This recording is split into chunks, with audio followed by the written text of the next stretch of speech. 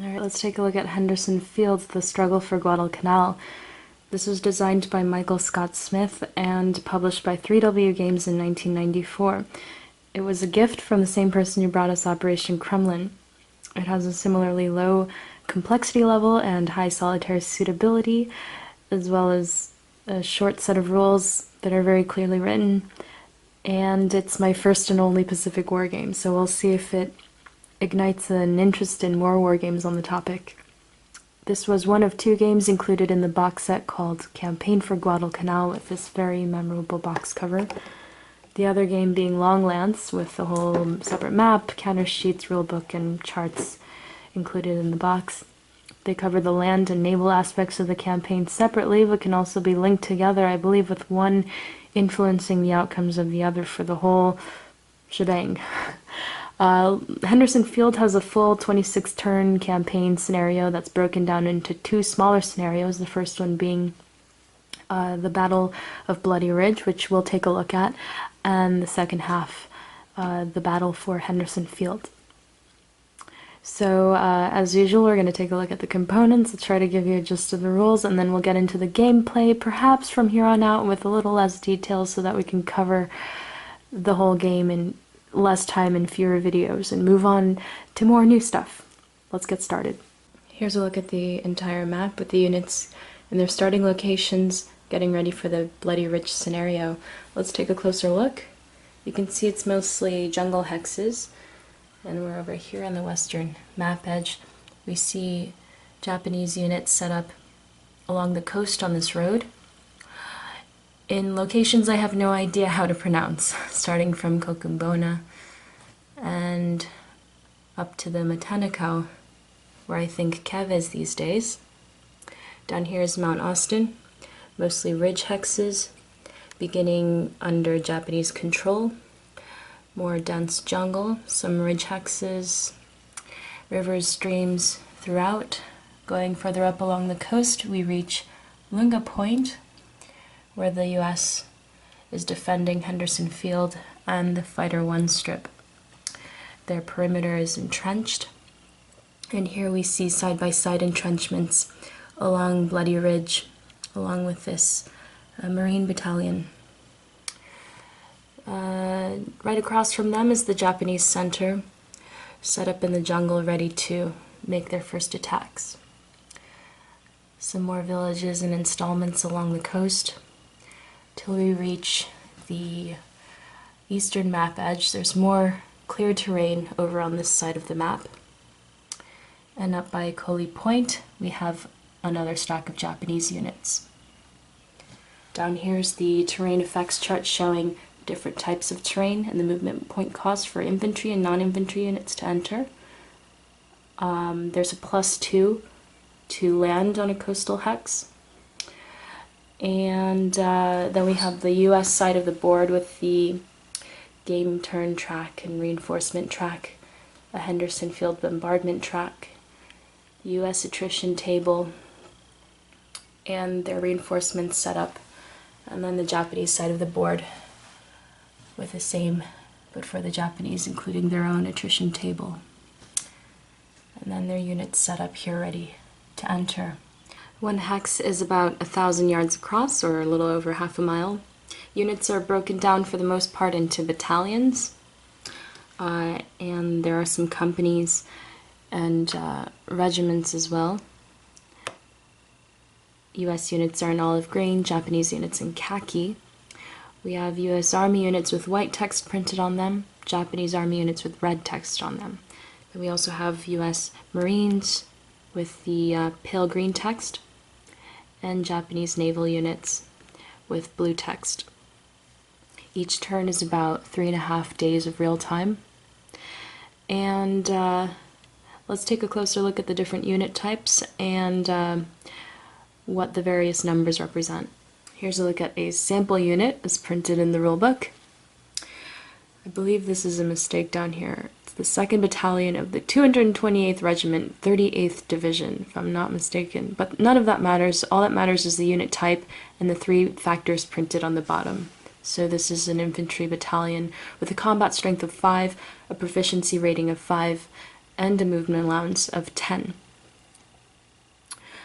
The proficiency rating of a unit, the book states, represents a unit's quality, training, and unit integrity, determining its battle endurance. It's used during movement to determine if an infantry unit is fatigued after it expends more than half of its movement allowance. It's used during artillery bombardments to see if a unit is disrupted, and it will be used during combat resolution by comparing the highest attacker's proficiency rating to the highest defender's proficiency rating, and that difference becomes a die roll modifier.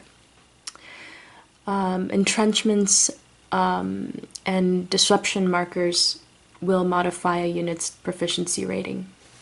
Alright, now for one of the more complicated and interesting parts of the rules, unit types, and how all the units differ.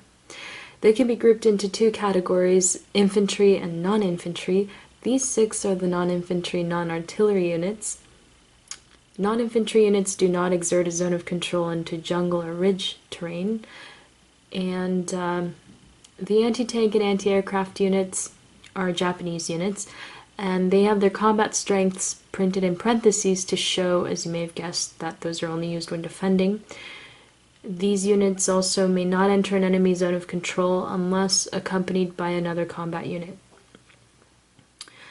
The anti-tank unit receives a +1 die roll modifier when defending against US tank, LVT, or special weapons units. The anti-aircraft unit, if it's stacked in or adjacent to a hex being attacked during the US combat phase, then no US aircraft may participate in the attack. Defense battalions are US units. They exert a 2-hex zone of control along coastal hexes. Tanks, when they're alone, a single tank company does not exert any zone of control. But when 3 of them are stacked together forming one tank battalion, then they act like any other non-infantry unit. And they may not enter jungle or ridge hexes unless they're moving by road. And if they're stacked with 2 other infantry units, then they get a beneficial die roll modifier when attacking and defending. The US LVTs are the 1st Amphibian Tractor Battalion. I think there's only one of them. This unit may cross rivers at no additional movement point cost. It usually costs a +1 for infantry, +2 for non-infantry to cross rivers. This unit may also transport 1 infantry unit across a river each turn at no additional cost to the transported unit, provided they remain stacked during the movement. There's also sea movement in the game for the US player. They may move up to 2 infantry units, I believe, in addition to the LVTs. Usually the units must begin in a coastal hex and then they move to another coastal hex that's not in an enemy zone of control and not enemy occupied. In the case of the LVTs, though, they may use sea movement even if they don't begin their movement phase in a coastal hex, as long as they have enough movement points to pay for the movement, including the +2 to land on a coast. And let's see. Yeah, I think that's about it for these non-infantry units. Let's take a look at artillery. These are the various non-infantry artillery units, which, like other non-infantry units, do not exert a zone of control into jungle or ridge hexes. There's a small number printed beside the combat strength, which denotes its range and number of hexes. If it's not disrupted and not in an enemy zone of control, an artillery unit may bombard or provide offensive or defensive ground support to a combat if it's within range. We'll get into the rules for bombardments and ground support during the playthrough. They may not use ranged fire while adjacent to an enemy unit. I think that specifically means in its zone of control. It gets confusing when in an enemy zone of control and adjacent to an enemy unit get used interchangeably when they could mean different things. I had the same problem with Fate and Glory rules. The US may commit a maximum of 3, the Japanese a maximum of 2 to a single attack or bombardment. And let's take a look at the various types of infantry units. Here are just a few of the different types of infantry. Combat engineers are like infantry, except that they can also negate the +1 die roll modifier for river hex sides and entrenchments, and they can build entrenchments even if they moved. Usually it's only infantry units that haven't moved and that are not in an enemy zone of control that can build entrenchments. I'm getting a kind of Red Winter vibe with the rules for this game, but that may just be because it's pretty standard for a game of this type. A kind of grand tactical type of World War II game. And in case you're curious, these are the other types of infantry units. So you can see there are a lot of different unit types in this game, some with very special rules, others just for historical flavor, but it's going to be a challenge to learn how to use them correctly, how to use them in combination, how to use them well. So we'll see how it works out.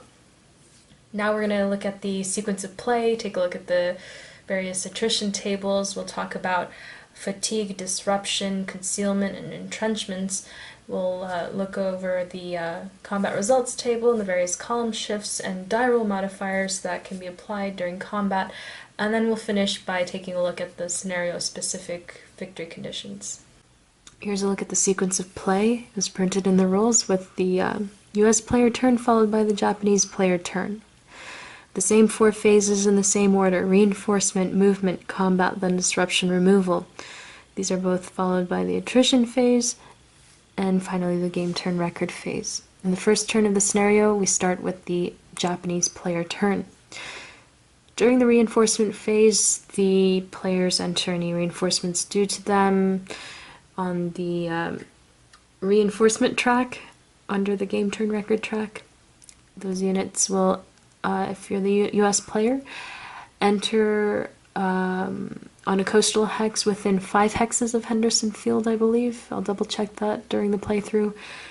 Unless there's a Japanese unit occupying any of those hexes, in which case the reinforcements are delayed until the Japanese unit is no longer on Henderson Field.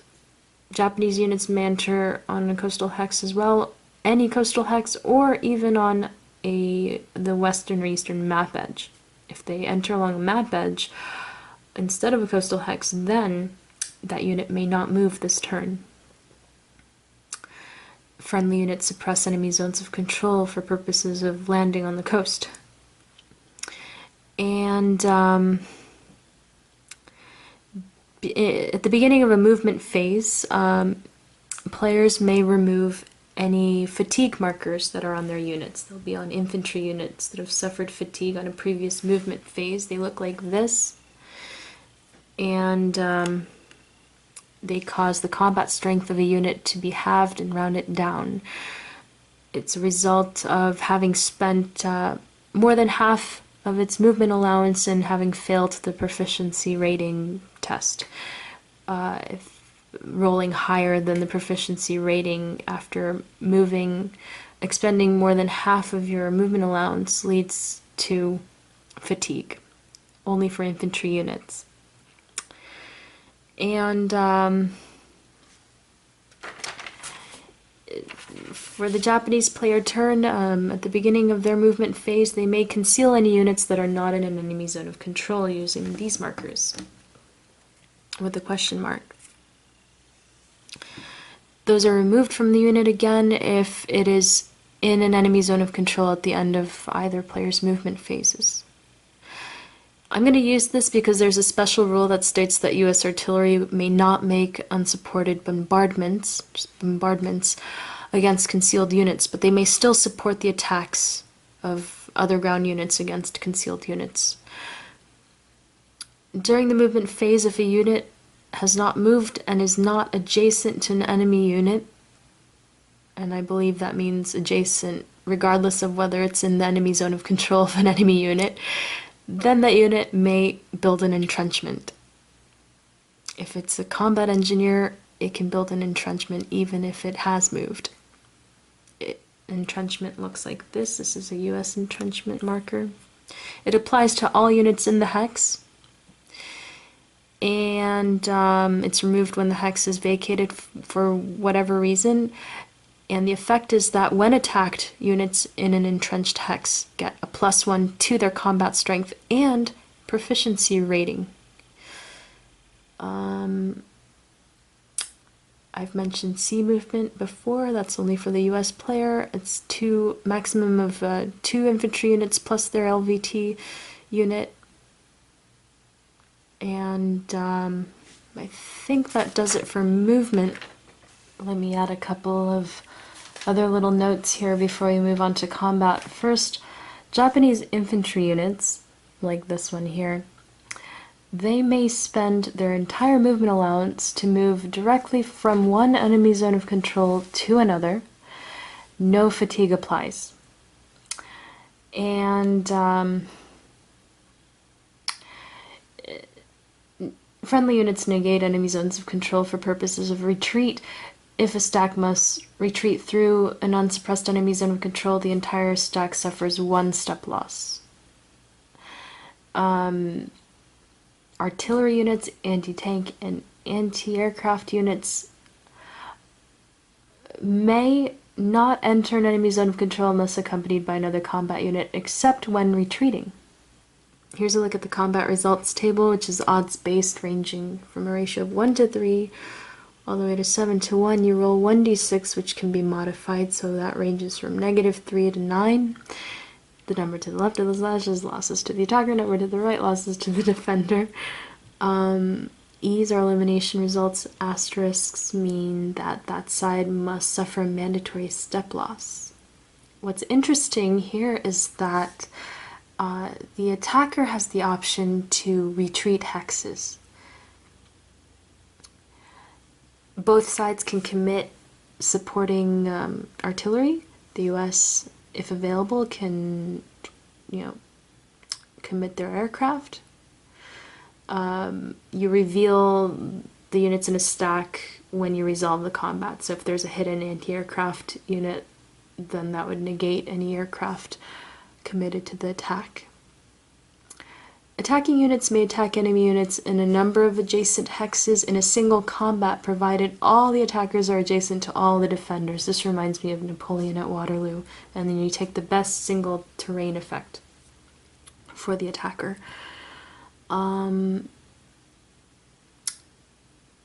If a unit ends a retreat stacked with a friendly unit that is then subsequently attacked, you must eliminate the previously retreated unit if the new defender suffers an adverse result. That may not be used to satisfy a loss. These are details I think we'll get to if we get to them in the playthrough. They're just notes I jotted down to help me remember. 2 units, except for artillery, that are in the same hex must attack or defend together. So that's a little different. Yeah, the big thing is that the attackers may retreat to absorb losses. And then you have your standard full strength units must be reduced before reduced strength units are eliminated. Here's a look at the various column shifts and die roll modifiers. There's no effect for attacking into a jungle hex. In much the same way, it only costs infantry 1 movement point to enter a jungle hex. It's all on a jungle basis in this game. It's good to roll low as the attacker during combat. So if all the attackers are across the river from the defenders, there's a +1 to your die roll. Same thing for attacking into a village or installation hex. If you're attacking into a ridge hex, it's even worse in most cases with the 1 left shift. What benefits you as the attacker is attacking concentrically and or into clear terrain. You get a 1 right shift for each of those. All of these shifts and modifiers are cumulative. Concentric attacks mean, attacking from 2 adjacent hexes that are opposite each other, to hexes that are adjacent to the defending unit that are opposite from each other, or 3 hexes that are adjacent to the defending unit, evenly spaced, or at least 4 of the 6 adjacent hexes. We've talked about the tanks and anti-tank modifiers. Still not sure about aircraft, but there you go. Units may advance after combat along the retreat path until they hit another enemy zone of control. If a unit is eliminated, then the path is 1 hex, but the units may advance additional hexes freely for any unfulfilled losses. And then there's a combat proficiency test modifier. So you compare the highest proficiency rating of the attacking units to the highest proficiency rating of the defending units. The difference becomes a die roll modifier. Disruption markers and entrenchments do modify proficiency ratings. And then there's a special rule for Japanese infantry units. They may perform a banzai attack, which doubles their combat strength, but it means that they must suffer 2 additional losses when resolving the combat. And there's no attacker retreats option, because that wouldn't make sense. Combat strengths are never less than 1. Let's talk a bit about artillery bombardments. Basically, artillery units may bombard an enemy hex independently of regular ground attacks. You need at least 5 combat factors to do so, and you add a +1 to your die roll for every additional multiple of 5 factors up to a total of 15. You do not roll on the CRT, instead you roll against the defending unit's proficiency rating if the modified result is greater than that unit is disrupted, which means that its proficiency goes down by 1 and its combat strength and movement allowances are halved and rounded down. Combat strength never less than 1. The disrupted marker looks like this and is removed during the disruption removal phase of that player's turn. Bombardments either result in no effect or disrupted. A unit may be bombarded any number of times in a single combat phase, in addition to suffering 1 regular ground attack. The bombardment may occur before or after the regular attack. A retreated unit may still be bombarded, and there's a special rule during the Japanese combat phase. The Japanese artillery may bombard any Henderson field hex for victory points, but I don't believe that this applies to the Bloody Ridge scenario. And there are also naval bombardments. Let's take a look at that. The Japanese players allotted naval fire during certain game turns specified on the game turn/reinforcement track, and it looks like the entire scenario begins and ends. Yeah. The September 14th turn and the October 12th turn are marked as naval fire turns. On these game turns, the Japanese player may bombard any hex within 4 hexes of any Henderson field hex. You add a +1 modifier on the 14th and a +2 on the 12th of October.